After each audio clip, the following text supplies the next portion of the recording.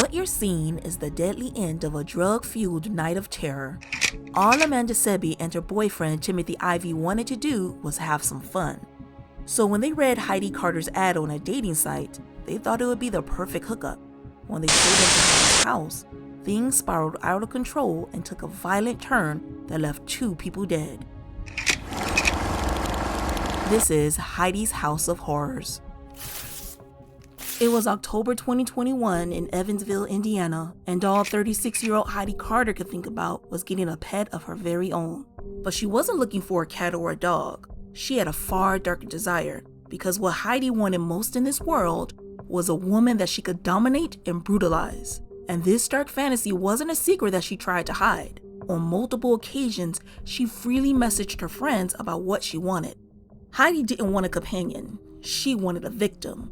In her own words, she and her boyfriend sought, quote, a submissive little slut, a human being to control, use, and discard. Desperate to fulfill her twisted fantasy, Heidi scoured the internet for a victim but came up empty.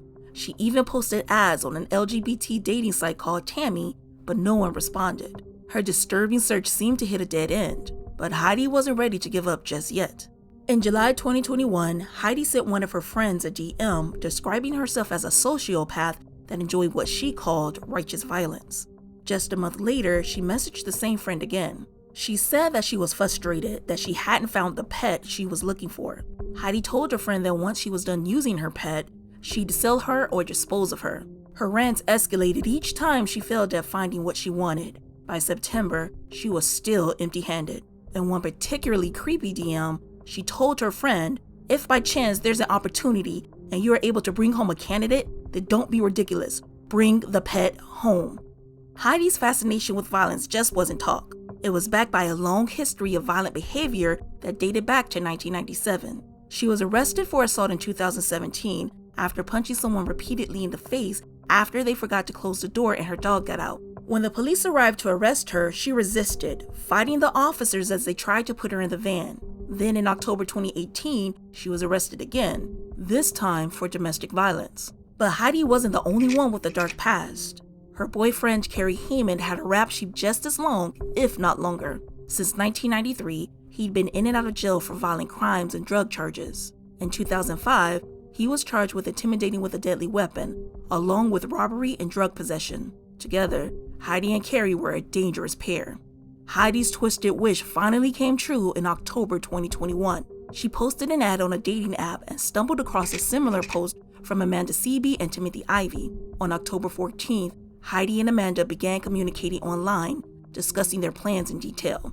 At first, everything seemed to be going smoothly, but when Amanda suggested meeting at her house, Heidi refused, claiming her boyfriend Kerry wouldn't agree to it. She even bragged that Kerry would kill someone for her if she asked. But what Amanda didn't know was that Heidi's words weren't just empty threats. They were a chilling glimpse of what was to come. At 3 a.m., October 19th, Heidi texted Amanda, suggesting they hook up, and that Amanda's boyfriend Timothy could watch. At some point, Heidi claimed that Kerry wouldn't be an issue because she broke up with him. The group agreed to meet at a park, but when Heidi didn't show up by 3:30 a.m., Amanda called to say that she and Timothy were heading home.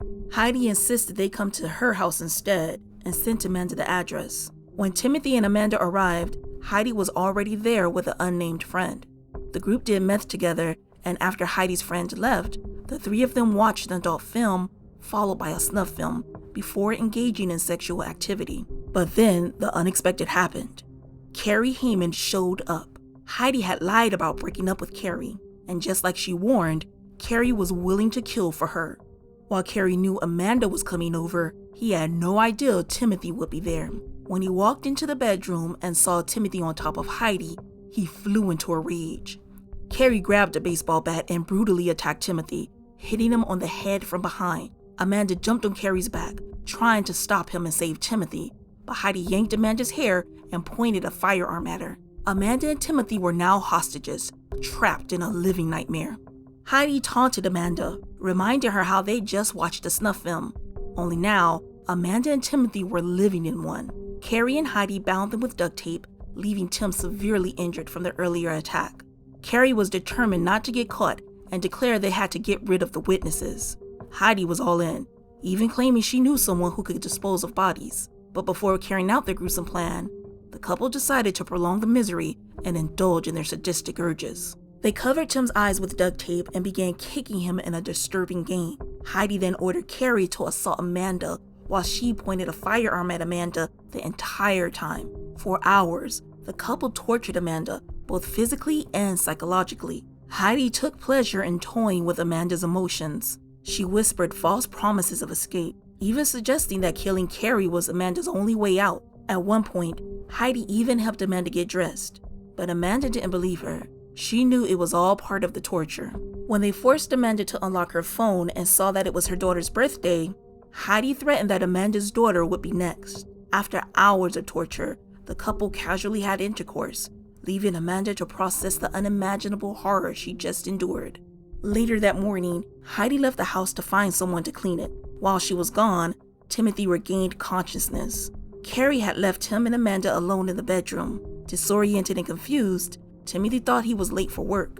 It took him a moment to realize that his eyes were taped shut. He began to panic, but Amanda managed to calm him down, at least for a while. Between the drugs and his head injury, Timothy wasn't thinking clearly.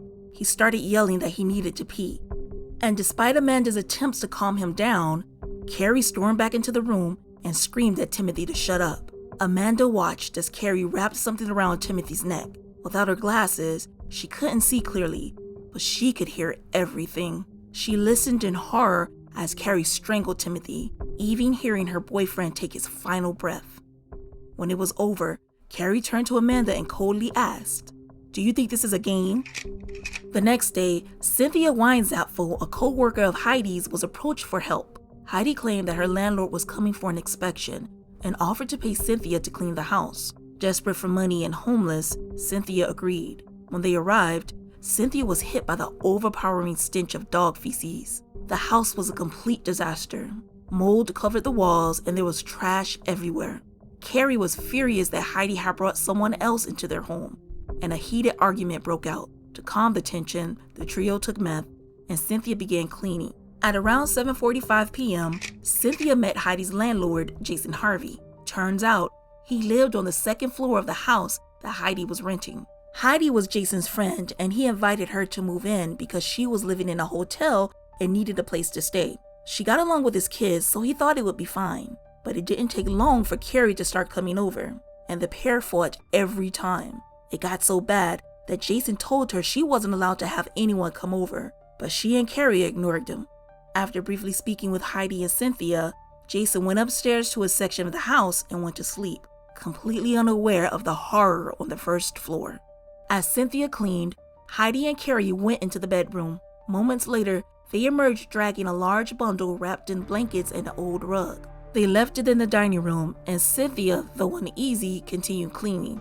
Hours later, Heidi left to get food and cigarettes, leaving Cynthia alone with the volatile Carrie. The two smoked meth and talked until Cynthia made a joke about cross-dressing. The comment sent Carrie into a rage. He grabbed the same baseball bat he used on Timothy and threatened to bash Cynthia's head in.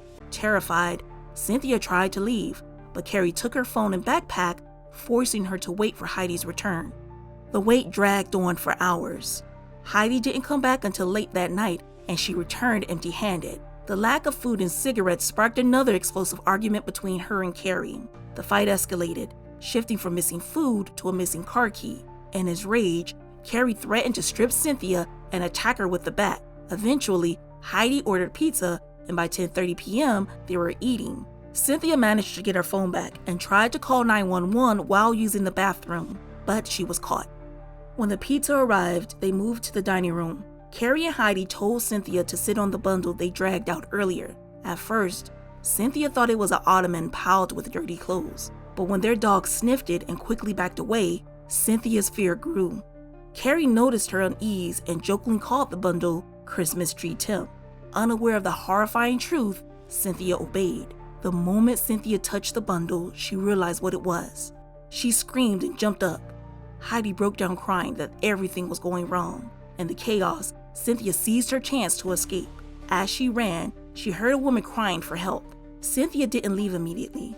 Instead, she hid in Heidi's van. But in a moment, straight out of a horror movie, the van door opened to reveal Heidi searching for her. Cynthia bolted, running down the street until she spotted a state trooper's vehicle 4 houses down. She banged on the door, and when the officer answered, she frantically told him about the dead body and the woman being held hostage. The trooper immediately called for backup, and soon multiple units surrounded the house. Heidi was the first to be arrested. Heidi's landlord Jason had been awakened by the sirens and the calls to come out of the house. Confused and scared, he exited with his hands up. When the police told him what was happening, he was in shock. Jason was such a heavy sleeper that he didn't hear a thing, not even the screams. Neither did his 2 children. To add a twisted layer to this already disturbing story, Jason's children were inside the house from the very beginning. Luckily, the siblings didn't see what was going on. But Carrie wasn't going down without a fight. In a tense standoff, police ordered Carrie to come out with his hands up. Instead, he emerged holding something in his hand. The officers had no choice but to end his life.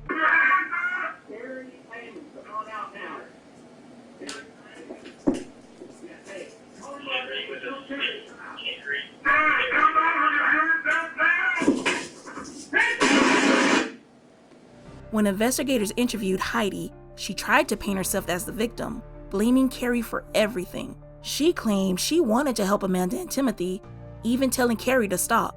When questioned about Cynthia's involvement, Heidi admitted to luring Cynthia with the story of cleaning the house, but insisted she dropped clues that something was wrong, like wearing a pair of bloody boots. Heidi claimed she wanted someone else to call 911 without doing it herself, but Cynthia told a different story. She said the only explanation Heidi gave about the bloody boots was that a raccoon had gotten blood on them, and Cynthia didn't question it. Unsurprisingly, the police didn't buy Heidi's versions of events. Heidi was charged with murder, felony murder, rape, 3 counts of criminal confinement, and carrying a handgun without a license. The charges for rape and murder were based on accomplice liability, holding her responsible for her role in the crimes. In the end, Heidi was convicted and sentenced to 65 years in prison.